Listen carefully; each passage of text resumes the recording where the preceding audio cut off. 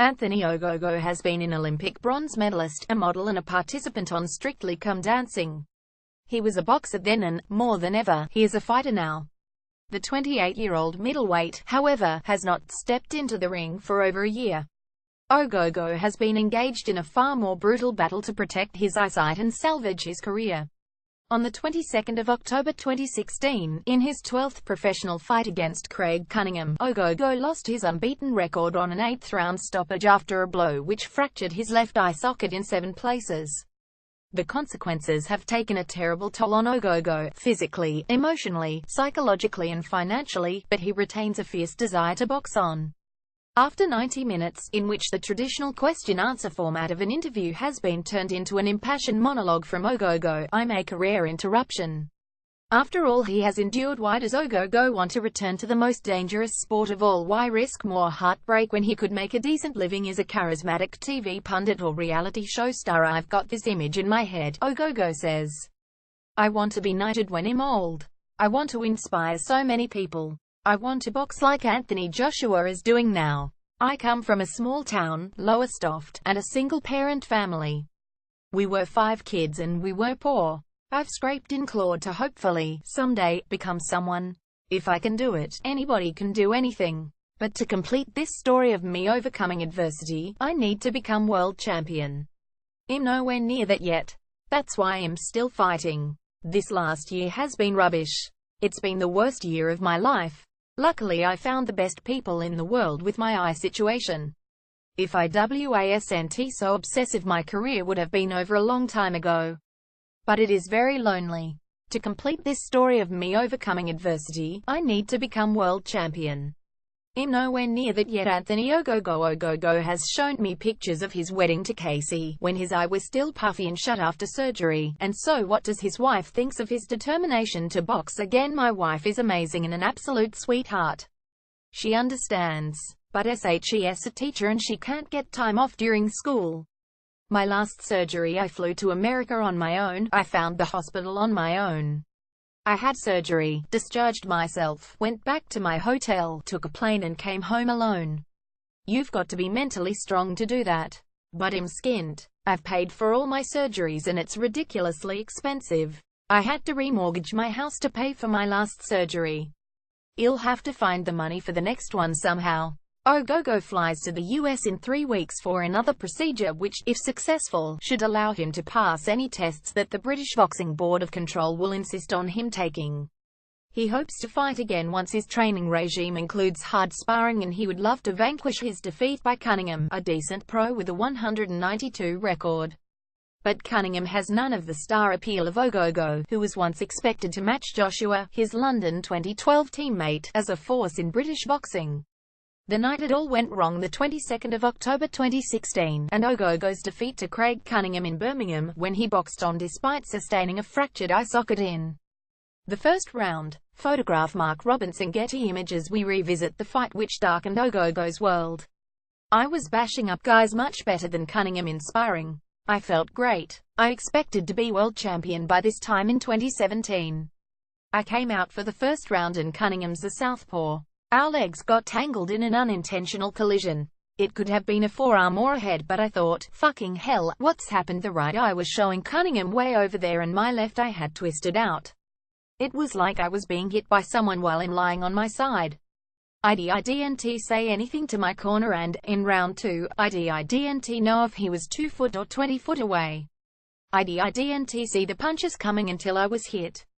He dropped me, but it wasn't a big punch. I just didn't see it. My left hand was tight to my head the whole fight because I couldn't see him throwing a hook. He hit me so many times in the hand that, at one point, I backed away. I thought he was well away from me. I dropped my hands because I was so tired and he whacked me. I couldn't see he was right in front of me. Fighting blind, Ogogo still believed he could win. He was breathing heavy, and I thought, I'll knock him out. I threw a right hook with so much gusto. But I missed by a mile and did a 360-degree spin. My corner know how good I'm, and Tony Sims, his co-trainer, said what's going on. I couldn't say because I knew if I did they'd pull me out. I said I'm fine. He was confused because normally after a big shot your words are slurred. But I was so coherent. Ogogo's bruised face after the fight against Cunningham. Photograph Anthony Ogogo. The vision was so bad I eventually came back to the corner and he said, "How many fingers am I holding?" I was seeing 2 hands, 2 faces. I guessed and said 4. He said, "I've got no fingers up." He tricked me because he knew my eye was gone. Tony said the fight's over. I was devastated because I thought he'd stay undefeated. I went to a specialist at Moorfields Eye Hospital in London and they did eye tests. She asked, "What are these letters?" I couldn't see them. She said, "You should be classed as blind because you can't read these 4 letters." I saw 10 different doctors because there were 7 fractures. The issue was the eye socket, which protects the eyeball, and the muscles which move the eye. The eye socket had to be repaired, but there was soft tissue damage. These eye muscles are as thin as cling film and they don't repair themselves like a leg muscle. All they can do is go into the good eye and weaken the muscle to replicate it so that both eyes are aligned. At the moment my eyes don't work together. They look in different directions. It's a squint. My right eye is lower than the left. Ogogo shows off his bronze medal at the London 2012 Olympics. I know this sounds nasty, but to me it's a piece of shit because it should have been a gold. Photograph Nick Potsper. But the left eye socket is now stronger than before. The orbital floor where the eye sits is like eggshell. Kell Brook had a plate inserted after his eye socket was dislocated twice by Gennady Golovkin and Errol Spence. But a plate can still get bent. My surgeon in America has put in something thicker and sturdier, so it can't break. I've now just got the height discrepancy between my eyes. He's going to do my next surgery on the 6th of December so that the eyes are realigned. He believes he can get me back. I may have to change my style to compensate, but I would cut my leg off to box again. Fingers crossed, one more surgery and he'll be back. Ogogo must have believed on many occasions he would never fight again. No. I just thought, how are my eyes going to get better? The how was so big. There have been some very dark moments. I went to the gym the first time after surgery and tried to punch the heavy bag. I missed it completely. That shocking lack of vision forced Ogogo to seek the help of an eminent surgeon in America. He also has found the strength to persevere because he has grown used to adversity. 6 weeks before London 2012, his mother nearly died after a brain hemorrhage.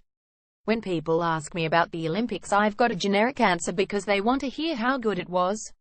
I go, yeah, it was great. But it was the worst time in my life. When they said we're going to turn off her life support machine, I was speechless, which for me is tough.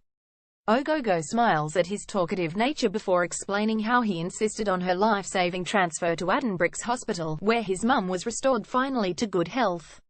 But on his first day back in training, just weeks before the Olympics, Ogogo cracked a rib. He was then drawn against the world #1 middleweight Yevgen Kaitrov of Ukraine in the 2nd round.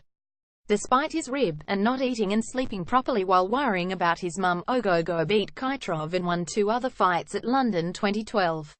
He was still bitterly disappointed to lose in the semi-finals to Brazil's Esquiva Falcao Florentino.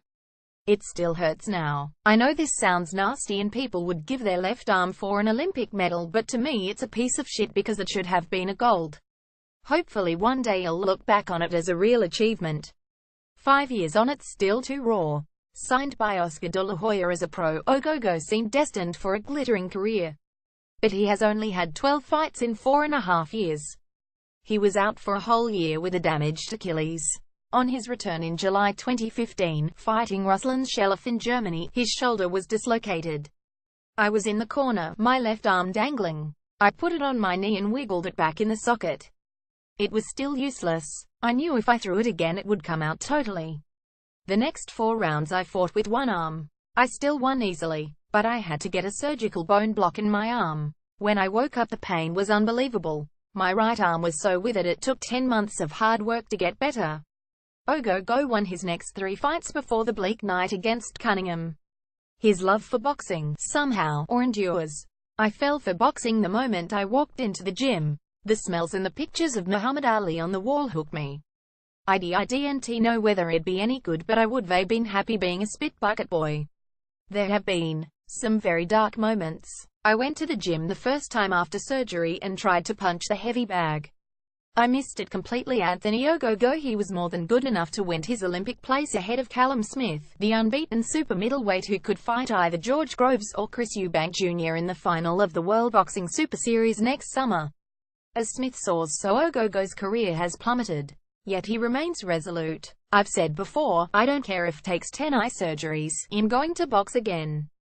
I'm now hoping the next one, the fourth one, is the last because I've got no money left. They will do the final fixing of the eye muscle when I'm awake so I can tell him what I'm seeing. After 3 weeks my brain will assimilate the new eye position and I should spar hopefully in January. My biggest dream is to win Sports Personality of the Year. I've been invited again this year but I'm not going because I'm not where I want to be in life. I think Joshua will win it next month. I'll be happy for him because he's a nice dude. I'm a few years behind him now but I still want to win it one day. That drives me on because I don't want to be a bitter old man who didn't achieve what he wanted. I'm more determined than ever to keep fighting.